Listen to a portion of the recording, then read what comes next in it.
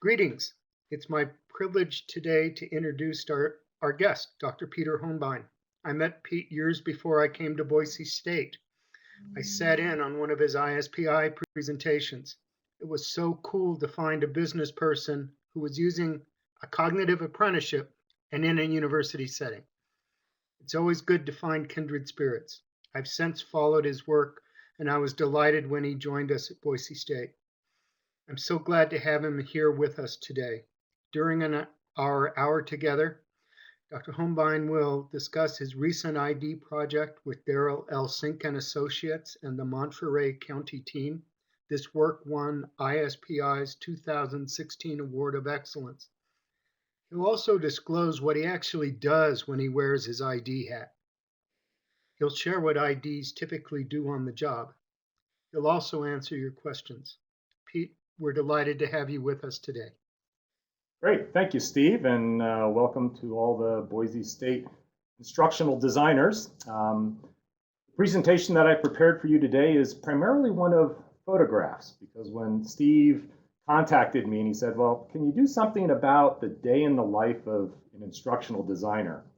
And there really isn't a typical day, and usually for a project like the one Steve described for Monterey County, that there's usually many days in the life of an instructional designer. So what I thought I would do is kind of give you a little bit of background about how I got into the field and where I kind of traveled to in the field. And then I'll go into details in terms of using the Monterey County project as one to kind of walk through the many days in the life of an instructional designer. As Steve and I have talked about, if you do have questions along the way, I can see them if you write them in your chat window, and I'll address them as they come up or as they are convenient. Without further ado, why don't we go ahead and get started? Kind of who am I and what do I do? The umbrella that I work under is an organization called Customer Performance Group. And what Customer Performance Group does, it's been my lifelong interest to do work in the area of customer education. I was in graduate school at Indiana University between 1990 and 1994.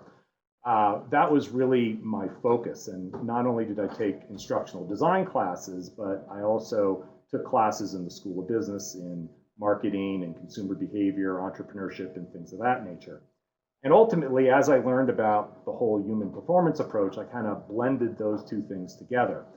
And a lot of the work that I've done professionally has been more on the customer side of the house, although I have done quite a bit of work on the organizational development and employee side of the house. So that's kind of where I fit in the whole thing. And most of what we do is consulting, research, and design services. So in the work that we do using human performance technology is to guide management and marketing strategy. We analyze, design, and launch innovations and improve the performance of customers and employees. I tend to serve as a social scientist on project teams. Kind of where I got my start is with scientific instruments such as DNA sequencers and genetic analyzers and things of that nature. I've done a lot of general management type of stuff, everything from how to write user requirements to purchasing, as you'll see, to other types of general management, writing smart objectives and things of that nature. Sort of in the mid-2000s, I took a little detour with a colleague of mine, Rick Goldsworthy, who has a company called The Academic Edge, and we did a lot of work in behavioral health, which was kind of fun. And then toward the end of the 2000s, I got involved in the deployment of smart metering systems. Ran through the several utilities throughout the country. Kind of our thinking and approaches. I do have a business partner. His name's Roy Camerano. He comes from more of the management side of the house and as a consultant who steps in at companies to become their CEO. And together and independently, we've written a number of books. As I mentioned, Strategies for Customer Education is kind of where my interest originally lied. Roy was more about entrepreneurial transitions, about how entrepreneurs entrepreneurs transition from an entrepreneurial driven company to one that's more managed. And then together we wrote this book called Do It Yourself Customers, which was really this blending of human performance technology, entrepreneurship, and customer experiences.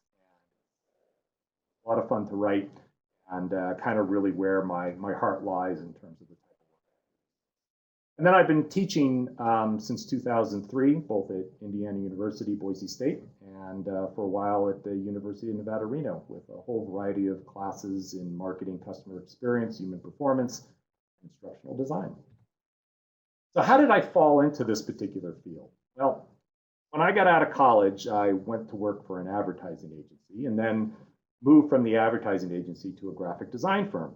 And the gentleman that you see on the far right with the right badge, his name is Craig Shoemaker. And he was one of the partners of the graphic design firm that I work. Now, I'm not a graphic designer, and I did more of their marketing and client relations stuff. But at that particular time, I was also working on the side, teaching myself how to program, and also how to create advertising on floppy disks. So that's kind of how far back this goes. I'm the guy in the green shirt there with the big glass. Anyway, Craig had a friend of his who was working at Apple Computer. And one day, Craig came back and handed me a disk and said, Pete, you should check this out. My friend at Apple just gave it to me. It's an advanced copy. Nobody has it before, and I think it's something really cool. And that particular program was an application called HyperCard. And HyperCard was one of the first multimedia programs for developing multimedia, right? And that was before multimedia was a thing. And so Craig and I came up with an idea to create an instructional program. He was a graphic designer. I was doing the programming. And we created this program called BTP Advisor. And Craig was the content expert, although I didn't know that there was such a name for somebody like that. I was kind of the programmer of the multimedia learning experience. He did the design work. We kind of collaborated on the editing and things like that. This picture is from Macworld in 1988, I believe. And we ultimately took the product and licensed it to Broderbund Software and created BTP Advisor, the desktop publishing tutorial and project management system. So even before I knew anything about instructional design and human performance, we created this thing because this was a tool that we thought the market needed.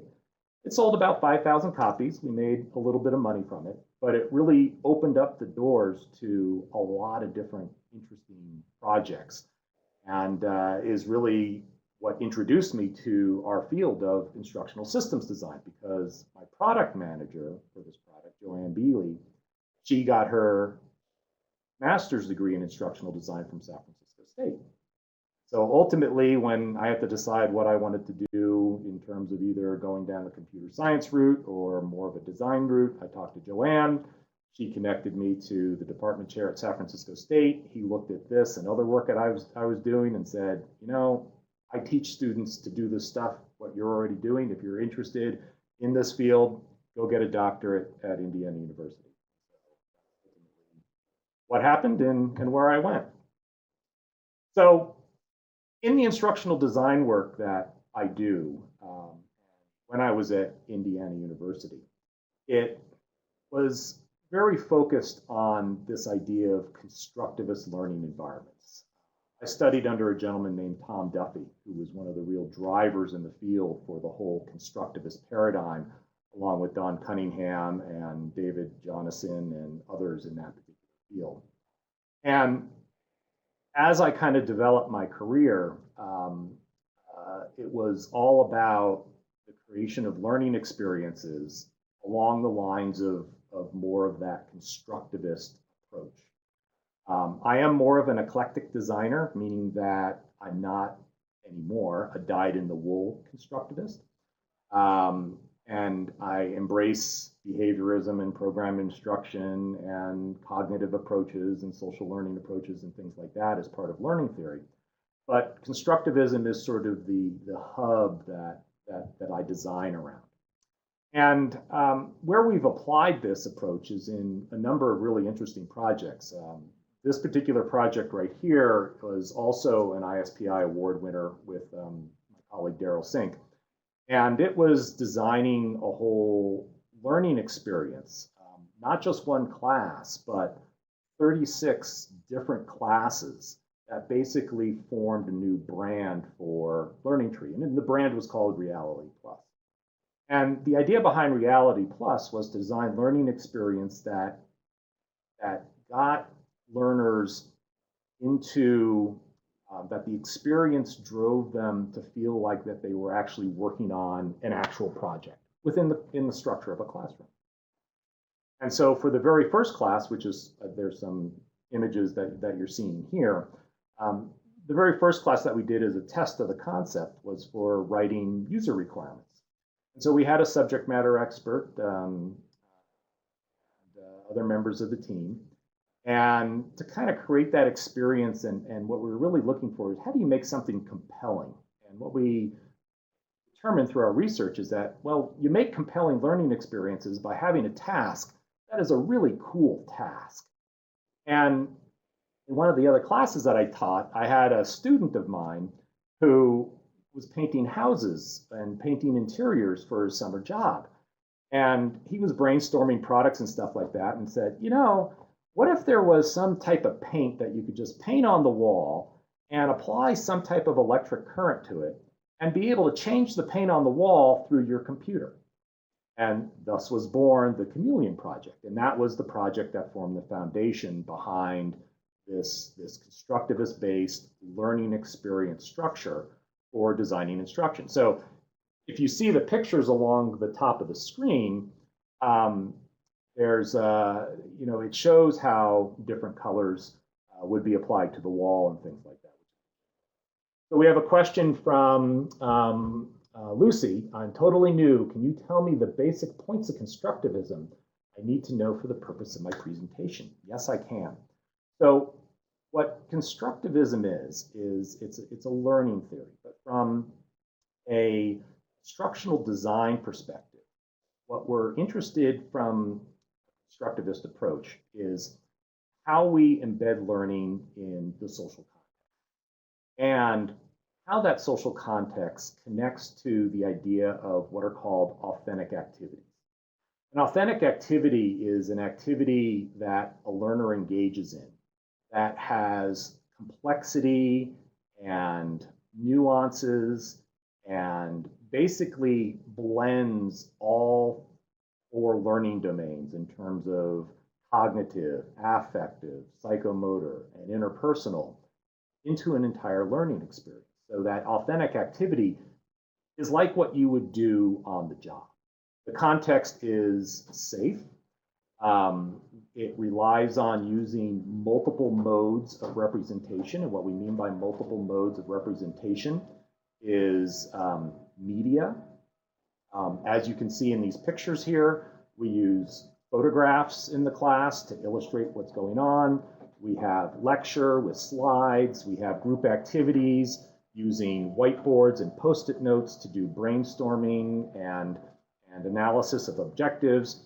We integrate into it other characters. So the gentleman on the right, he's an actor from LA, and we hired several actors to play different roles. And so we kind of had this video-based storyline that was going through. So constructivism is the glue that ties things together, and its key principles is that you're embedding learning in the social context. And that means that you respect multiple perspectives of people and you try to engage those multiple perspectives. You have an authentic activity, which is really what's driving the whole learning experience in terms of what the task is. It's very task-based. You're using multiple modes of representation. And then you're integrating other types of tools that basically support those types of activities. Different types of readings, different types of examples, and things like that. So this is, again, just to summarize, the Reality Plus learning experience, the brand of Reality Plus, ultimately got built out with about 36 different courses. I was the lead designer. We had a team of 5 of us. Darryl was the project director, another gentleman, Paul Swan, who I've worked with, an instructional designer, was one of our other instructional designers. Jeannie Farrington, a former president of ISPI, who you're going to see a picture of in just a little bit here, was part of our team. And so between all of us, I kind of held the vision, designed some of the courses, did the prototype, and then once we had the formula set, we had multiple work streams then working on. Another instructional system that I did quite a bit of work on, and this kind of reflects the behavioral health stuff, was WSPDTV. And this was done through a company called the Academic Edge. Colleague of mine, also from Indiana University, Rick Goldsworthy, started the company. The company is structured to work with Centers for Disease Control, National Institutes for Health, to design and develop evidence-based courses tied to various behavioral health issues. We've done stuff with sexually transmitted diseases, alcohol and substance abuse issues, things of that nature.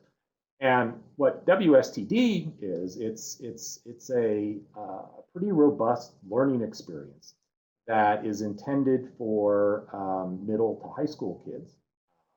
And it teaches them about sexual health and disease prevention. And this is actually online. If you go and into a URL, put in www.wspdtv.com, you'll be able to play around with some of the things that we designed and did. But the basic concept that Rick came up with, again, fit this idea of learning experience, very constructivist in its design and its influences. And it basically sets up an authentic context of a fictional TV station. And in that TV station, you are an intern who then goes to do various tasks, which may be reviewing videos that are going to be used for a reality TV show, or experiencing a documentary and looking at a documentary of what it's like to go get a sexual health workup from a nurse practitioner. And then just to add a bit of fun, and because we could, we created some simulations and games. This was one game that we created, Guy Kondo. It's the objective of the game is to, of course, stay healthy and score points. But primarily, it's a means to learn about the different types of sexually transmitted diseases. So there we have conceptual learning about what they are and what the critical characteristics are of chlamydia and HIV and genital warts and things, crabs, things of that nature, but also the basic functional principles of how those infections work. And again, this is a game that you can play. It's kind of a mashup of Space Invaders and Galactica and things of that nature. It's pretty funny in a lot of different things, and I included it just to kind of show you the range of things that we've worked on. So we've got corporate stuff like the Learning Tree type of thing. We've got the WSTD, which is more K through 12, middle school oriented. Steve has a question. Wouldn't you also say one of the strengths of the constructivist approach is that it lends itself to teaching people how to solve hard problems and make complex decisions? What are the benefits that you see as an ID? The key benefit of the value of the instructional approach is in terms of learner engagement. And Steve is absolutely right. When I use the constructive approach, it's usually based upon my interview with a subject matter expert. And that subject matter expert, when I ask that subject matter expert, okay, so you have this task where you do X, Y, and Z. How do you know that somebody does it correctly? And the subject matter expert will rub their chin and think for a moment. And they'll say, well, it depends. As soon as they say, it depends, That connects to what Steve has written here about a hard problem.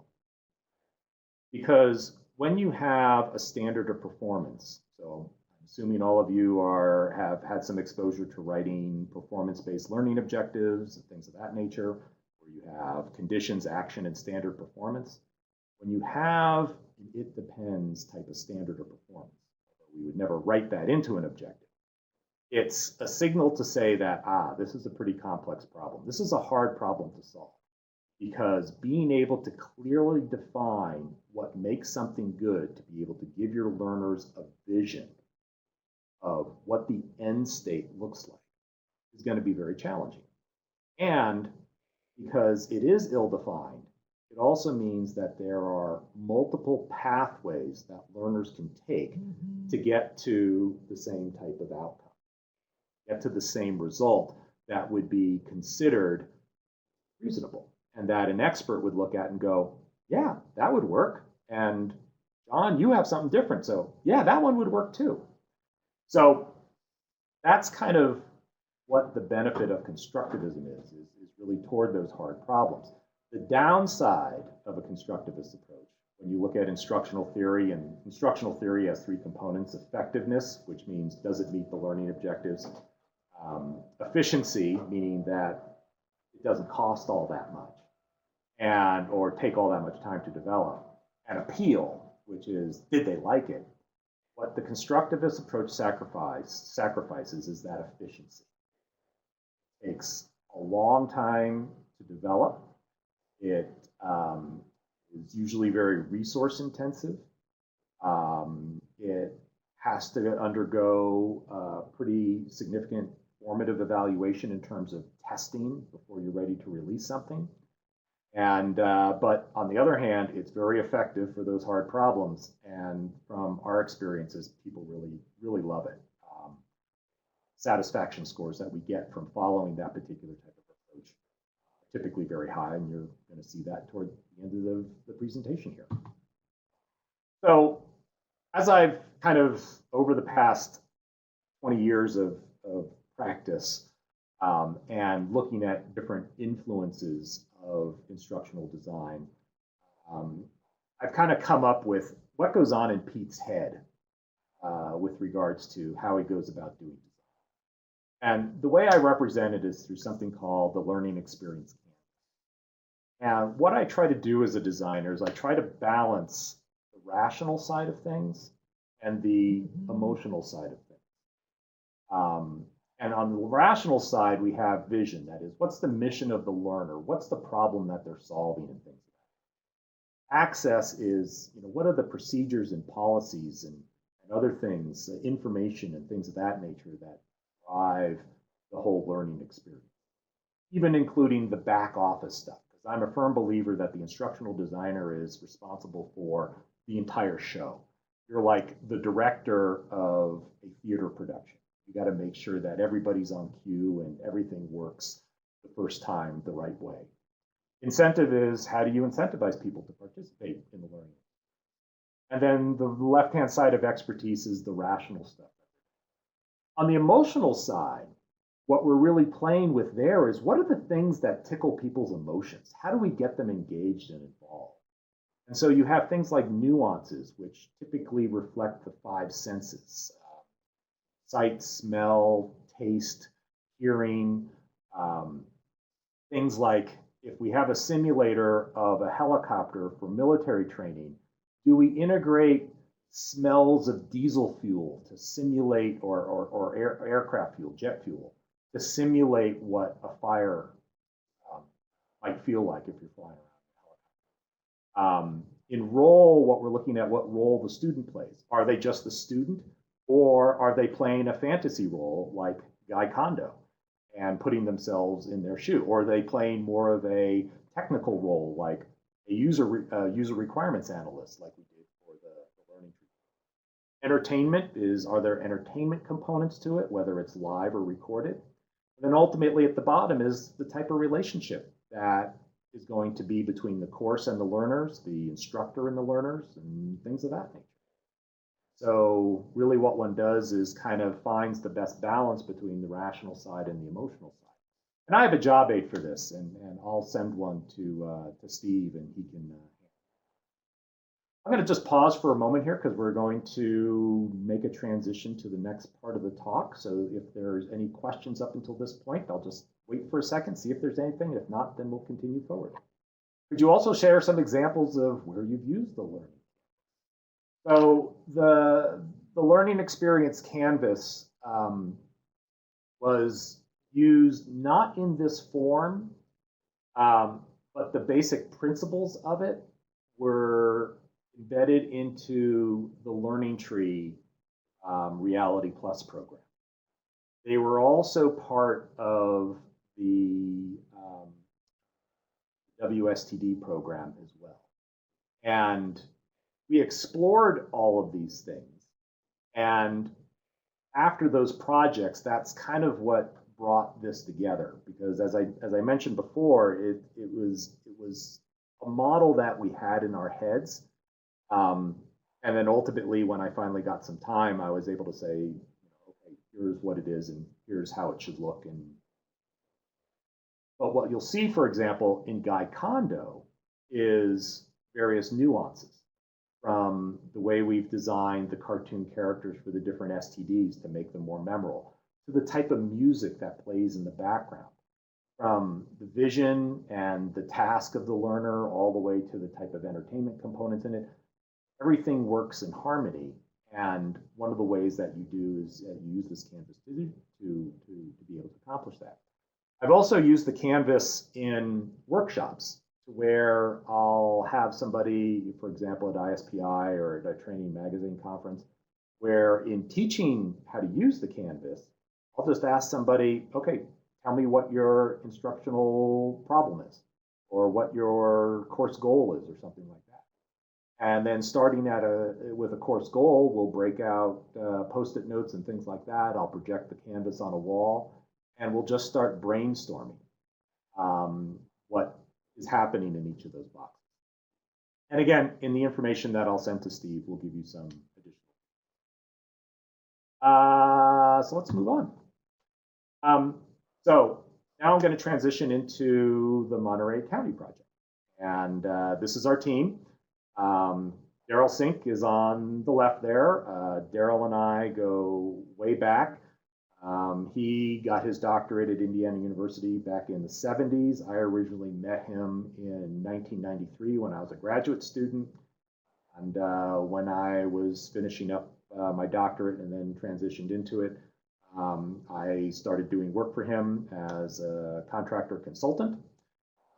He has a firm called Darryl Sink & Associates. He's been doing instructional design projects for years and years and years and years. He's won multiple ISPI awards. He's received a Distinguished Service Award from ISPI, was on the ISPI Board of Directors. He's generally semi-retired now, but we still bring the team together to do projects. I'm the guy right kind of below to the left of Darryl, starting from the right and moving to the left. His wife, Jane, who's involved in the business as well as part of our team. The woman standing up is Jeannie Farrington. She actually worked as an employee for Darryl for quite some time and was an ISPI past president, or is an ISPI past president. And the other gentleman is Tom Welsh. Tom Welsh and I went to graduate school together. And quite a while ago, I connected him with Darryl as well. Tom's the chairperson at Chico State University in their instructional design. So for Monterey County, typically transitioning into many days in the life of an instructional designer, what brings a team like this together is a need, which Monterey County had, and a proposal, which essentially describes how that particular need is going to be satisfied. And so the act of writing proposals, since I've never had other, let's see, when was the last real job that I had? Was in 1987. Most of my work is as a consultant. And so everything starts when either the phone rings or Darryl calls or Roy comes up with something and says, hey, Pete, we have a project we need to write. And so we get some initial background information from the client in terms of what the business need is and things of that nature, how many hours of instruction, what they're kind of thinking. And based on that, we'll write a proposal. And what one of our strengths is that we always tie that proposal to the human performance model, which I know many of you are familiar with, meaning that we look at what the client's need is, and we look to make sure that other aspects in terms of how expectations and feedback are provided, or what the consequences are of performance. What are learner motivations? What are the resources and tools? And so we try to get a full performance picture so that we can make sure that instruction is the right strategy for the client. And actually, Monterey County, through the woman who is the director of the Training and Development Center there, Yvonne, she had done, and a group of people in Monterey County had done a wonderful needs analysis that really looked at what was going on with the contracts and purchasing operations of the county. And that was our context. Its context for our project was contracts and purchasing. That is teaching people within the county how to prepare and administer contracts for the purchase of goods and services that the county requires. Everything from helicopters for the sheriff's department to oranges that they use in the jail to contracts for garbage service. I mean, pretty much even our contract had to go through the contracts. That's usually where it starts, is some type of proposal where we provide a vision of what the instructional solution or what the learning experience is. Once we get the job, first things first is, following the ADDIE model, is to do analysis. And so typically what I have found in my career is that working with subject matter experts, it's easiest to get them to think. And so as you're probably learning, there's two primary methods of doing content analysis. One is a hierarchical approach where you take a concept like cat and you break it down hierarchically into all the pieces. And then the other approach is what's called procedural analysis, where you essentially take a task and you work through all the steps associated with that task. I tend to blend those two together. My go-to method is more procedural, meaning that I'm looking at process. And then what happens is that as you look at process, sometimes a task or a subtask will then need to be exploded out to understand it. So if you can imagine that each of these Post-it notes are a subtask in a much larger process, there are some Post-it notes that you have to drill down into because either they reflect very complex type of skills, and so you need to break those out, or they have a lot of moving parts to them where you have to go down deeper and understand. So that's kind of the approach to needs analysis. As you can see, we love having a big room because a lot of these process maps are very complex, and it takes a lot of Post-it notes and a lot of paper to represent a whole path of what people do. Steve asks a question, could you also share some examples? Oh, I guess Steve was typing, but it's not a new message yet, so actually, oops, there it is. So Steve writes, in my experience, using client-provided needs assessment can be risky. Clients are often proud of them and don't often do them well. How rare are client-provided needs assessment in your experience? How rare are they? I don't know, because I've never really thought about that. Typically, when Darryl and I do a project, it's something that we either do the needs analysis or the client has provided us something. And there's some where we've just walked away from projects because it wasn't well developed. There's one project that we're looking at now where the original needs analysis was, we want some e-learning. And we say, okay, you want e-learning. Why do you need e-learning? Well, because we have this self-service system that people can't use, that they're having trouble using. Okay, Let's take a look at the self-service system. So you get access to it and you go through the self-service system and you recognize that it's not very good for a number of reasons. And you kind of scratch your head and say, you know, instruction's really not going to help this very much at all. And so once you go through that, then it's beginning to convince the client to go to the other direction of, well, let's fix the software. And they say, well, no, we can't because we use the system and it can't be fixed because we don't control the code and it's just what we get. That's kind of a roundabout way to ask Steve questions. I don't have a percentage or anything else like that. It happens every once in a while. For us, I don't see it happening quite a bit. The needs analysis that the county did for the contracts and purchasing was really wonderful. The only thing in the behavioral engineering model that they missed on was consequences. So one of the things we did is that still training, in this case, was definitely needed. And the way that we handled that was to build consequences in terms of what would happen into the training itself. And the county was very open to blending those human performance components with the instructional design components. Okay, so as you can see, I'm dressed reasonably nice and I'm working with clients and being brilliant and all that stuff, and we're sticking up a lot of Post-it notes. So what happens next? Well, here I am in my office, and that's kind of how I look today as well. My usual uniform, because we tend to keep our house cold here in Reno, Nevada in the wintertime. But it's a lot of time spent working on the computer to take data that we've collected and put it into a format that's tangible that the clients can understand. You'll also notice my extensive bookshelf behind me. Most of these books don't gather dust.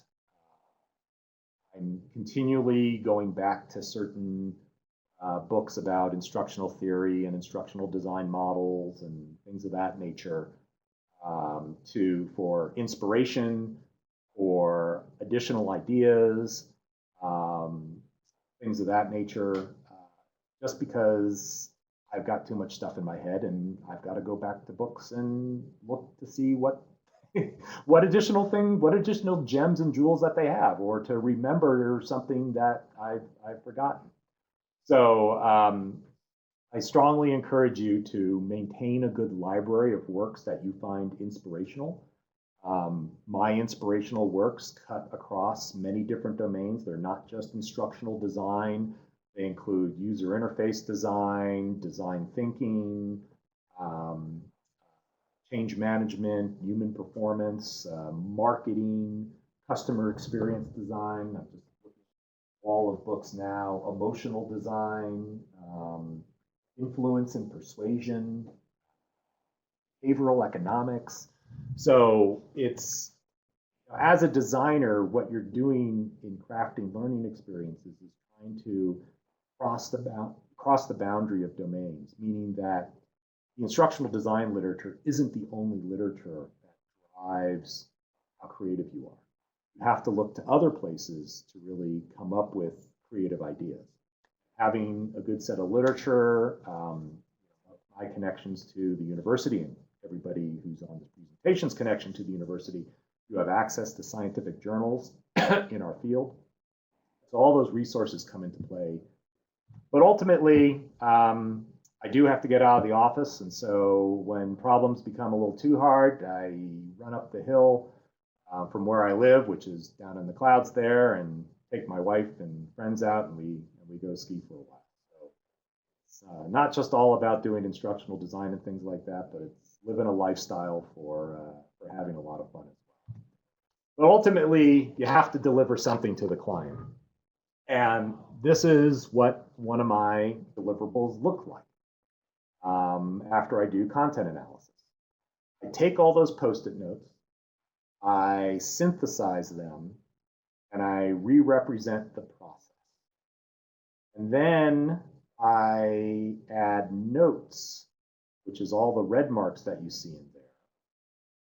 And these notes are, while I'm doing process analysis, I'm also writing stuff on the banner paper that is what I place all the Post-it notes on about things that subject matter experts are telling me. We then do walkthroughs where subject matter experts and I will walk through, or I'll get other people to review it. So if there's any client input, that's the blue text boxes on the process map. Then we add that stuff as well. It's trying to represent all the systemic aspects of the learning experience and the content that learners need to know about in a way that makes sense. And so earlier, when I was mentioning the idea of hierarchical analysis, a lot of the content that's in the red and the blue boxes represents the deeper dive into that hierarchy. Not actually building hierarchies like you might see in an instructional design book. It's just writing the words and adding in the details of what each of the boxes represents. Linda has a question. What proportion of time do you wind up designing solutions that do not include instruction? It depends.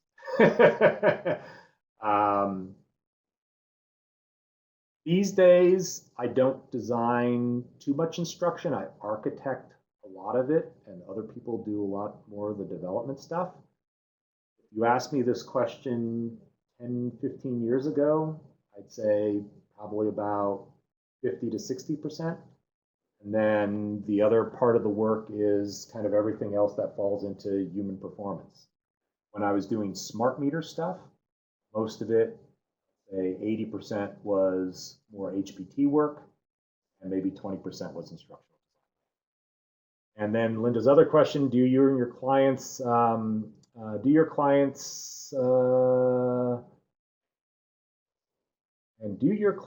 still them of them as part? Linda, are you having a glass of wine?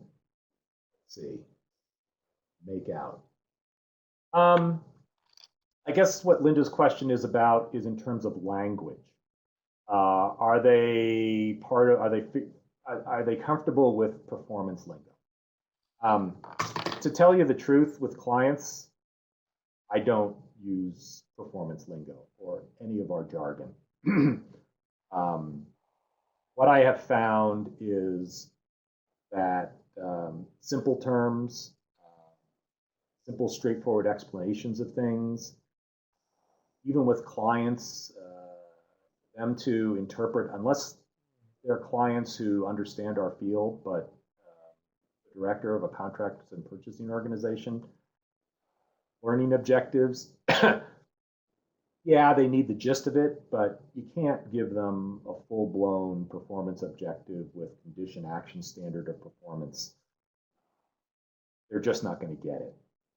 And so you have to sort of extract stuff and use either visual representations or connect things with verbal explanations of stuff, or simplify what exactly it is. So I might just give what the action verb is, what the performance is, and then describe the standards of performance. That's kind of another question. Let's see, my internet. Okay, I see. How many hours of training did this project create? Seems larger scale task of analysis for a larger scale project. Hours of instruction. So this would be one of the things that I have forgotten about and probably couldn't share with you since it would be a trade secret. Generally speaking, a project like this that involves instructor-led training and some e-learning will net out at about 40 to 50 hours per hour of instruction. And so this project, I think, hit that particular metric. All is different. This was a good-sized project. My time on it was probably about 3 months. I work really fast. Anyway, back to our map on the bottom there, because I know our time is short and there's more stuff to cover. This is just a blow up that shows you kind of what the process map looks like. This analysis process goes pretty quick. We did about 5 of these process maps. It usually takes a day or two for each one to get the basic content out. It takes a day or two to lay them out in my office and convert them to the Visio diagram that you see. And then it takes 3-4 more days to then review them, do walkthroughs with them and stuff like that. So anyway, typically what happens with these diagrams is that we'll first share it with the team. And kind of what I've become now is the proxy subject matter expert for the team. So we'll go through each of the steps and look at what the different blocks of content are. We'll look for frequencies, meaning that if there's a lot of boxes in a very compact area, that usually means something really important is going on. And we're also looking for how handoffs work. The type of process maps that we use are swim lane. So each lane in the process reflects a particular actor or member of our audience in there. And then after I get feedback from the team and they have their questions, I go back to the office and figure it out. And then we'll do walkthroughs with various stakeholders. Walkthrough with a variety of stakeholders from different departments.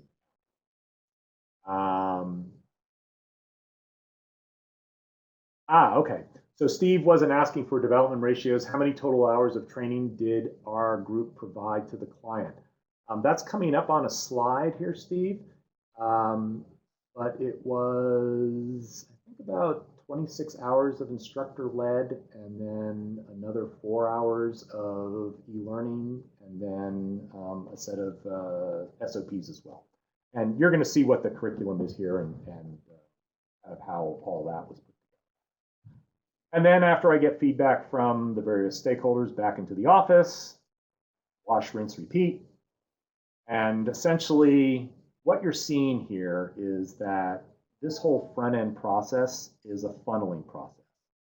Because what we're doing is we're funneling all the content, we're trying to get to what's the design going to look like.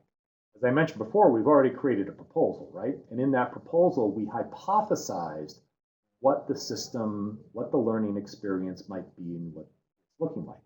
So the data that we're collecting through the content analysis is enabling us to test what that hypothesis is. And we do it for the amount of hours of instruction that we specify.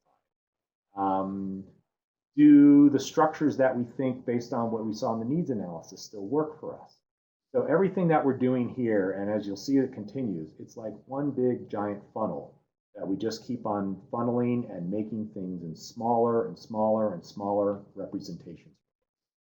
So here's an example of the funnel at work. Organizational needs, which tie into the type of content that we're going to be teaching, gets boiled down into 5 categories and 9 specific business requirements that the learning experience has to satisfy. So imagine 5 of those process maps synthesized into 5 categories, 9 business requirements, organizational needs. These are the high-level business requirements that enable us to create course goals, learning objectives, things of that nature. But what this also does is that it serves as a checkpoint for the client, saying that if we accomplish each of these needs, if the learning experience helps contribute to closing or meeting this particular requirement, then we've done our job. Then the solution has worked. So increasing contract compliance, increasing productivity and efficiency, more favorable pricing and terms, reducing the number of bid protests. this is kind of how all the stuff gets tied together in a nice funneled small package from which we can design from and which the client can approve. And then ultimately, we take that and we envision what the learning experience is going to look like. Again, very simple, straightforward, big picture of what's the path of the learner. And so now you can begin to see how we've begun allocating time to different aspects of the course. So we broke the course down into two components: mechanics of contracts and purchasing, which is the nuts and bolts, more application level knowledge, and then the art of contracts and purchasing, which is the higher level analysis, synthesis, evaluation related to various types of aspects of the contract. The course starts with ILT 100, 4 hours of instruction. You then take a bunch of e-learning courses, which are about 30 minutes apiece. And then once you successfully pass those, you move into the next instructor-led training, which is aligning specifications and evaluations, which is another 4 hours. The learning experiences themselves are very similar to what you saw in the Learning Tree program, especially the instructor-led ones. It's very task-oriented, working on projects, writing, scopes of service, and things of that nature. We then have some other e-learning, and we move into the last set of instructor-led experiences that are about 4 hours apiece. So total hours of instruction, 28. Close on that.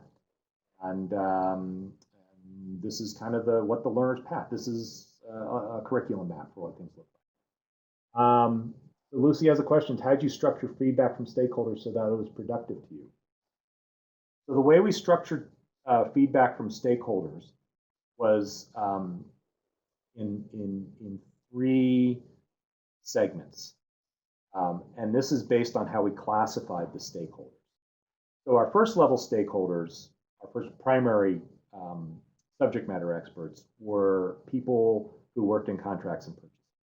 They were the ones who primarily participated in the process map. After we got the process maps in a workable state, we then invited in the second level of stakeholders, which are departments that had that are connected to contracts and purchasing. So, for example, legal and risk and auditor. And because they have a lot of content, or their departments basically own content that are going to fit certain pieces, and they also know other pieces of the process. The third level were the people in the departments in the county, and this is outside of the contracts and purchasing and departments who are related to the administration of contracts. This is like the sheriff's department, or the hospital, or the fire department, or the garbage department. And it's connecting them and having them walk through it. So the picture that I show you a couple of slides back, right there. So this is the third level group. These are people who are stakeholders who work in the business of the business and are going to be basically representing the learners for the program. Okay, so we get our curriculum map, gets approved. Now we start designing instruction. So we're back at the desk, and magic happens. And ultimately, as Darryl and I like to joke, designing a course always ends with putting together binders. What this is showing is that ultimately you have to put together the materials. Again, as I mentioned before, the designer is responsible for the entire show. So what Jane and I are doing here is putting together what we call first article. And this is really what our primary deliverable is to the client. It is the exact way that the materials need to be put together to actually run the class. Because in this particular class, it wasn't us who were going to teach it. It was actually the leaders of contracts and purchasing who were going to teach it. They're phenomenal teachers. We embrace their ability to teach in the design of the course, because they could do a lot of things without much train the trainer. So, ultimately we got our binders, we got our slides, we have a leader's guide that the instructors would be able to follow. But basically, it all gets put together this way. We also do testing. So once we get the first articles together, we do walkthroughs or formative testing.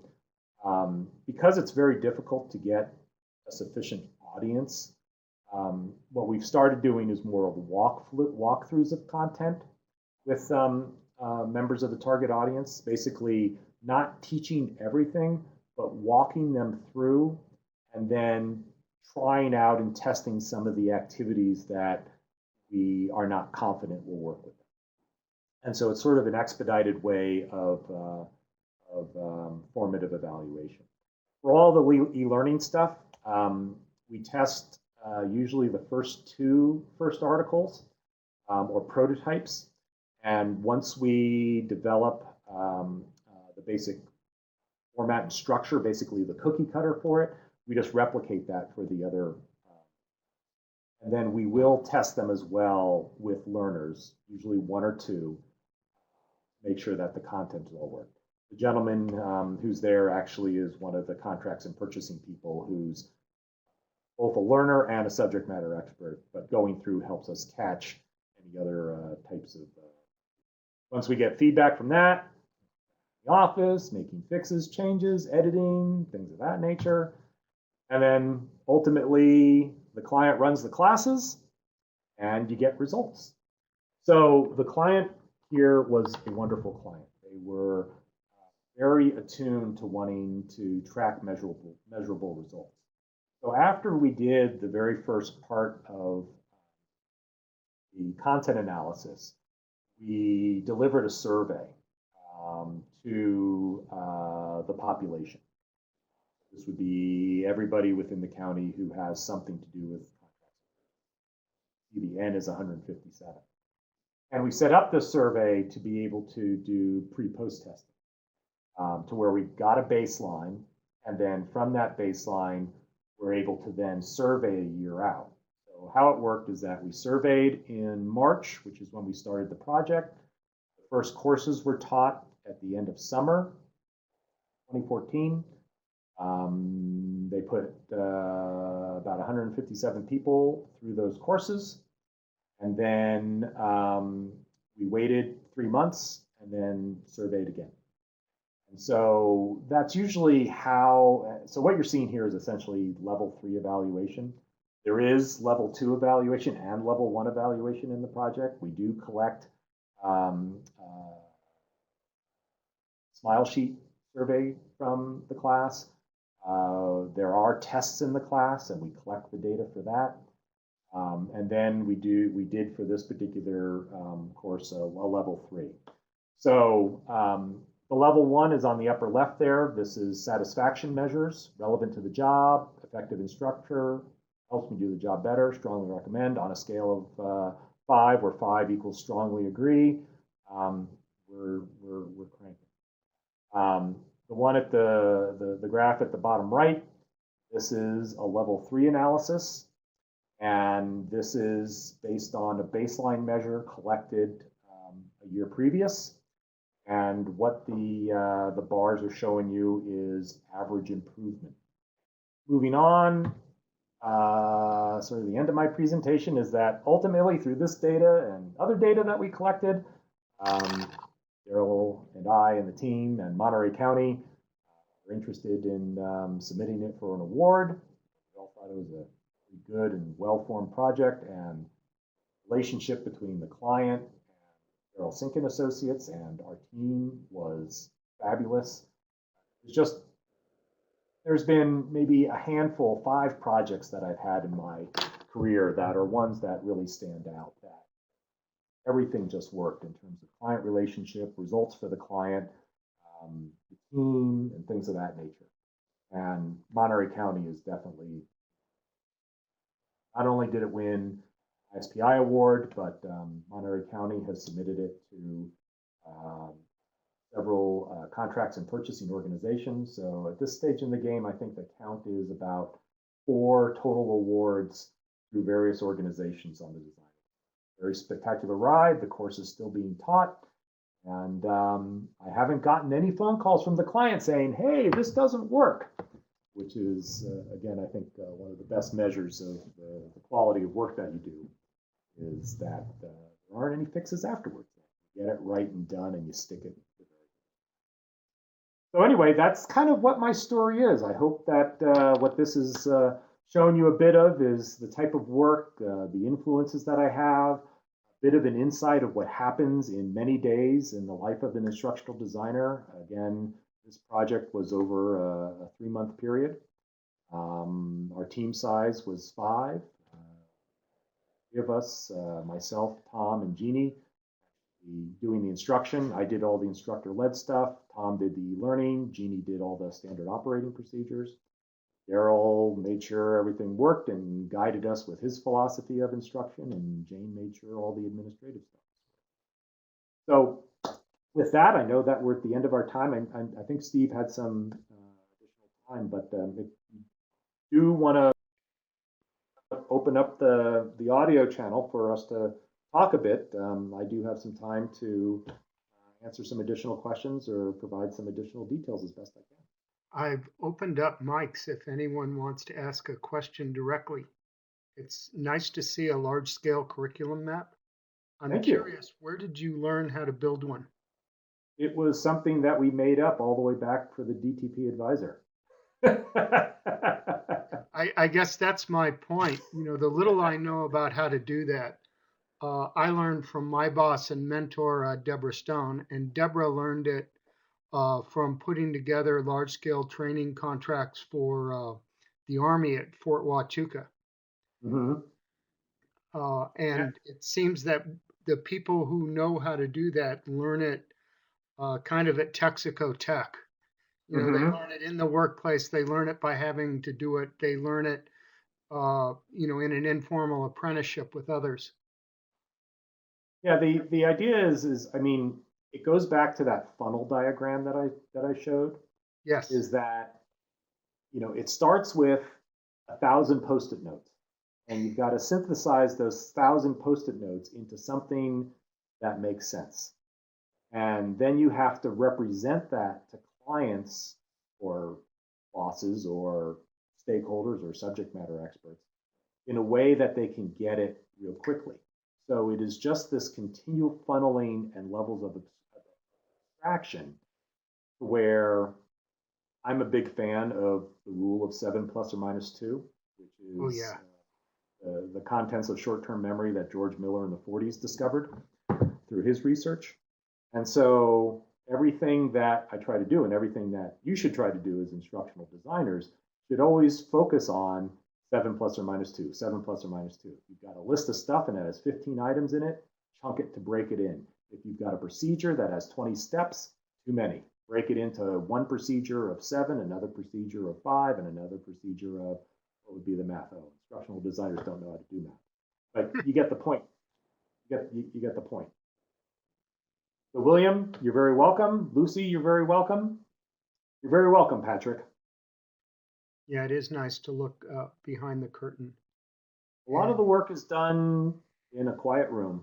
Yeah, I've always found it interesting how, you know, parts of the work are done in these almost near chaotic conditions where, you know, there are lots of people milling around Post-it notes or people arguing about a task list that's being grown on an MS Word document.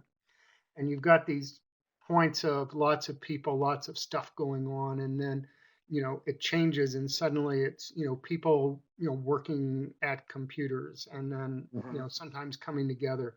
But it's that aloneness, togetherness thing that is always kind of contrasting. Yeah, one of the things that we did on this project that I didn't mention, and probably in your instructional design journeys, you've come across ADDIE, obviously. But then there's another approach called Agile, which you've probably heard of. And this project kind of blended both of these, is that when we got to the point of the curriculum map, or at least an initial version of the curriculum map, and the one that is in the document is what the final one is. But we started with a curriculum map that wasn't as robust. But we started doing development. And we did it in a way to where we had sprints. So we didn't plan out what the entire project was going to be. We knew we had to be done by June. And so what we did is that once we got enough content for something, we would then develop, and we'd say, okay, in the next 2 weeks, Tom, you're going to have storyboards for 2 of the e-learning things. I'm going to have the first half of ILT 100 done. Jeannie, you're going to have these 5 SOPs done. And the reason for doing that was that the instructor led, the e-learning, and the SOPs all had to tell the same story. Mm-hmm.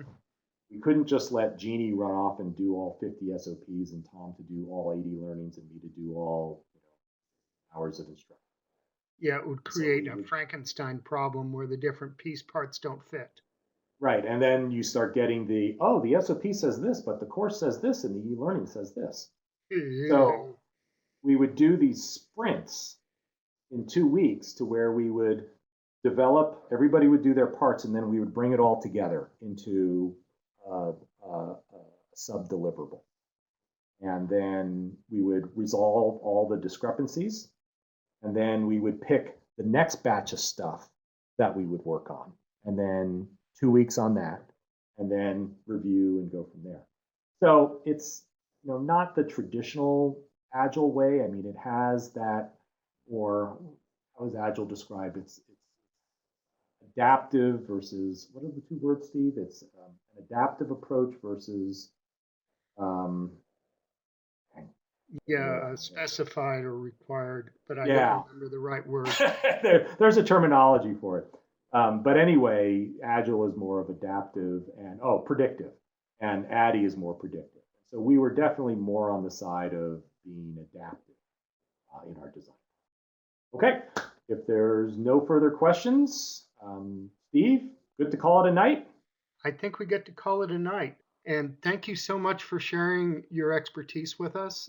Thanks for this insight into ID. It's always fun seeing how other people work. There are so many ways up the mountain, and it's always neat to pick up new tips and tricks. You're very welcome. I appreciate the opportunity. Thank you all. This concludes our meeting. Thanks for spending time with us tonight. Goodbye. Bye.